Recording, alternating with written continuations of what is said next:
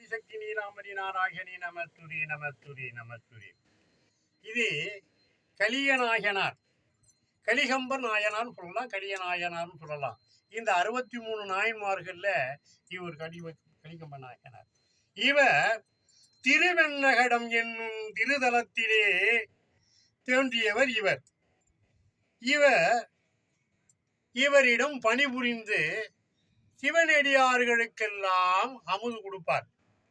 சிவபெரு அடியார்களுக்கு அமுது கொடுக்கும் போது தன் மனைவியார் அவருடைய கால் பாதத்தை கழுவி வீடு அருகிலே அமர வைத்து அவர்களுக்கு உண்ணும் அமுதெல்லாம் கொடுப்பார். அப்படிப்பட்ட ஒரு அடியார்களுக்கு அடியன் என்று அமுது இட்ட கலிகம்ப நாயனார்.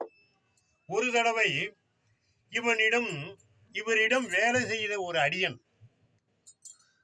கிணற்றிலே தண்ணீர் உண்டு வாழைகளை அறுத்து வந்து அடியார்களுக்கு என்ன அமுது தொண்டு செய்தவன். அவன் இவரிடம் வேலை செய்யாமல் போய்விட்டான். ஒரு தடவை அவன் சிவ அடியார் வேடத்திலே வந்து நின்றான்.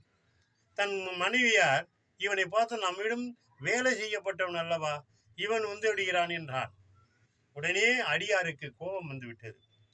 தன் மனைவியை பிரட்டி அவனுக்கு கைகால் கழுவி அவனுக்கு அமுது படைத்தார். அதுதான் இறைவன். அடியாருக்கு அடியன். திரு என ஆதி காலத்துல திருநீர் அணிந்து உதராசமணி மாலை சூடிட்டாலும் இப்பேற்பட்ட அவன் குற்றவனாய் இருந்தாலும் சிவ அடியார் என்றுதான் கருதப்படுவார்கள். சிவ நீருக்கு அப்பேற்பட்ட ஒரு மகிமை. இன்றைக்கு 100 ஒருவர் நீர் அணிவதை பார்ப்பதே பெரிய கடினமாக இருக்கிறது. ஏன்னா அந்த திருநீர் அப்பேற்பட்ட வல்லமை. திருநீர் இல்லாத வடிவம் பாலைவனம் என்றால் ஔவையார். நீர் இல்லையாத திருமணம் பாலைவனம் என்றார். அப்படிப்பட்ட ஒரு மகிமை இந்த திருநீருக்கு.